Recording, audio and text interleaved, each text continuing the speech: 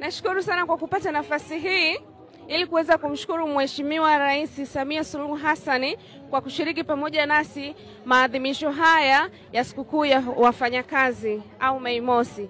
Mwenyezi Mungu ambariki sana. Pia tunashukuru kwa nyongeza ya mshahara aliyotuahidi kwamba tutaanza kuipata kuanzia mwezi Juni mwaka 2025. Tutaendelea kumuunga mkono katika shughuli zake anazozifanya. Pia tutafanya kazi kwa bidii na tunamwahidi kumpigia kura katika uchaguzi wa mwaka huu 2025. Sana Mama Samia kwa namna alivyotuona sisi watumishi na kutuongezea mishahara. Sisi tunasema tunamshukuru Mungu kwa ajili ya kutupa rais mwenye hofu ya Mungu. Kwa kweli Mama Samia mitano tena. Asante. Kwa jina naitwa Mr. Shabani Mgweno, natokea chama cha wafanyakazi wa reli Tanzania TRAU. Lakini kwa jumla Mheshimiwa Rais ametufurahisha sana kama wafanyakazi, kitendo alichokuwa amekidhi